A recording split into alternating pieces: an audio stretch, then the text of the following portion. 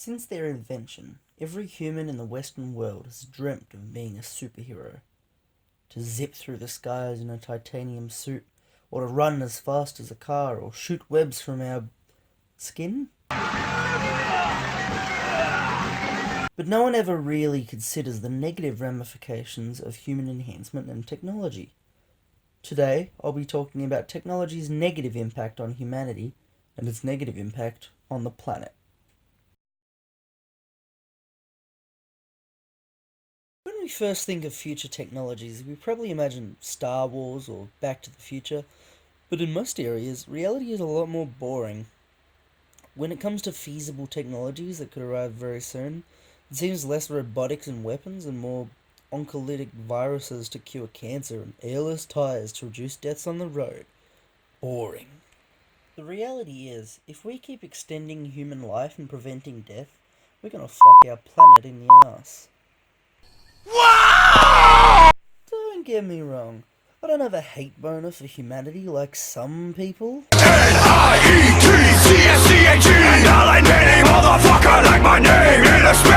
Humans have done great things, but we have destroyed this planet. While the biggest life form on Earth is being bleached to death, and the biggest compact collection of life is being burned to death, we continue to chug along like the little engine that could, with no care in the world. One emerging technology that could have a significant effect on humanity is that of stem cell research. Stem cells are a type of cell that have the ability to renew and duplicate themselves in order to grow more flesh and tissue.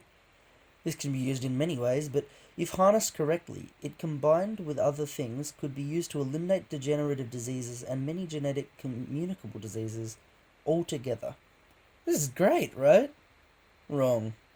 The human population has grown from 1 billion to nearly 8 billion in just over 100 years, when there was nowhere near that amount of growth in the rest of human history. This can be put down mostly to technology.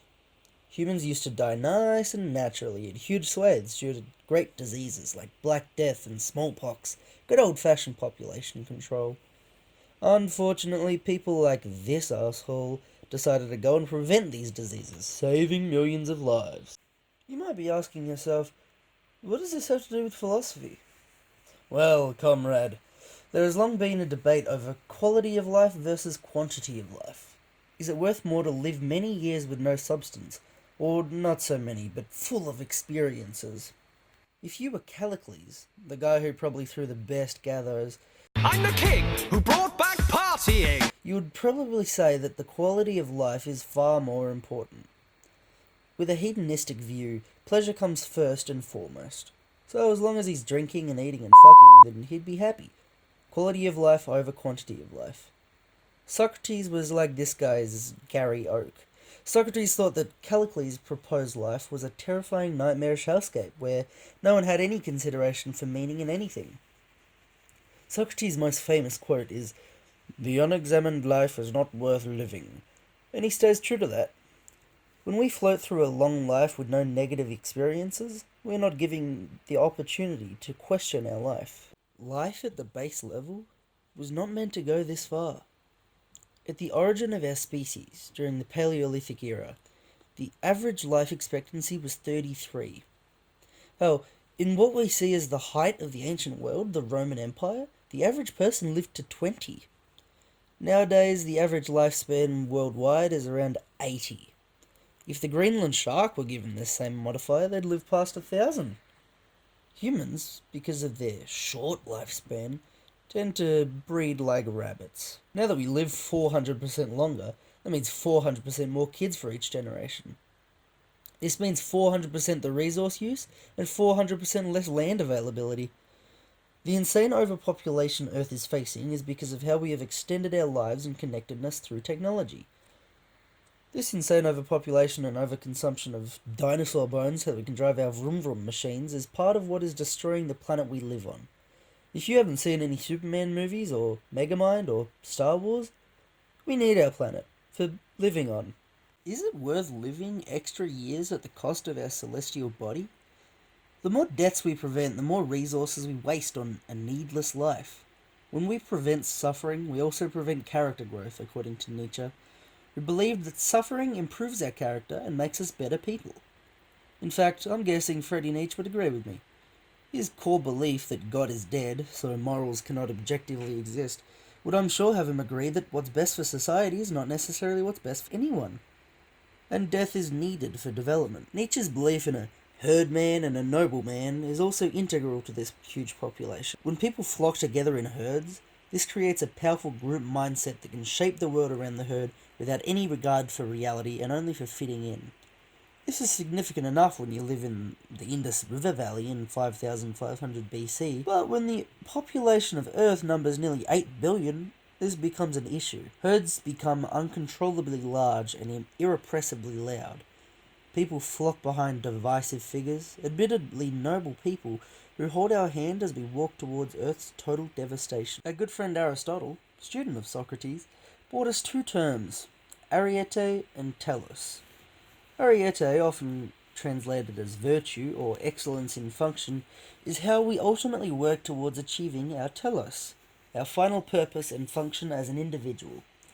With not a single piece of our earth left uncombed by human devices, it is difficult to achieve individuality or explore what really makes us us. Aristotle says that we can exist in a vegetative state, simply existing, an animalistic state, simply performing what we need to survive, or something beyond that, where we treat the soul and not just the body. This is ariete, and what separates humanity from other animals, right? Well, we are simple beasts. Through language and technology, we have achieved an incredible level of superiority. We have conquered the lands, we have conquered the seas, we have conquered the skies. We have put our fellow apes beyond our planet and onto the moon. There is something that separates us from the other great apes, and it is not just 4% of our DNA.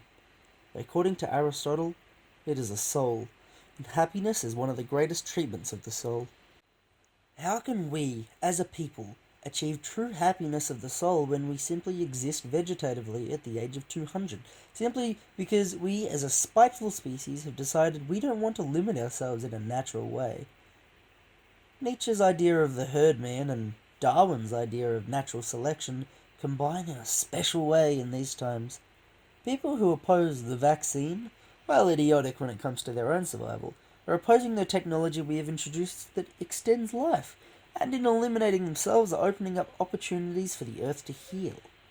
When people drink drive or eat laundry pods or endanger themselves in any way for idiotic reasons, and we preserve these people with our MRI and surgical technologies, we slowly endanger the earth by eliminating the chance for humans to die at rates that preserve the planet and don't overwhelm the space we have. If someone's only option for living after getting into a near-deadly car crash is to be on life support forever, do we not extend their life at the cost of inequality? How can someone achieve their telos in a vegetative state?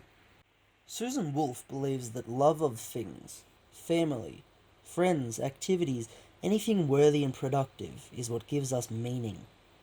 When we extend life simply for the sake of existing, we enter into Aristotle's vegetative state and ignore Wolf's beliefs that projects of worth are necessary for meaning. Existing without meaning is not living. This is not a good life, and human technology is what is preventing us from living, albeit short but meaningful lives. Many of the most influential people did not live long lives but accomplished an extraordinary amount within them. Alexander the Great died at 32. Mozart died at 35. Oscar Wilde died at 46. Tupac Shakur died at 25. A long life does not guarantee a worthy one. When human technology has led us to overrun the earth, when 4% of all mammal life forms on Earth are wild and the rest are either humans or serve humans, when the planet is growing more and more tumultuous because of the whims and wishes of its richest inhabitants, it is time to limit the cause of the problem. When humans get sick, our bodies grow hotter and hotter in a fever, in the hope of killing the invading life forms. Perhaps this, modern climate catastrophe, is Earth's fever. We are killing our own planet out of greed and convenience, and our planet is retaliating. We are the disease, and Earth is the host, and it's finally time we get burnt out at the roots. It's time for the next mass extinction, except this time, it's our own fault. But after all, why should we care? We live past 80, but we accomplish nothing. The most lasting effect humans have had on the planet is as a blight, destroying it beyond repair. This is not a good life, and it's time for it to end.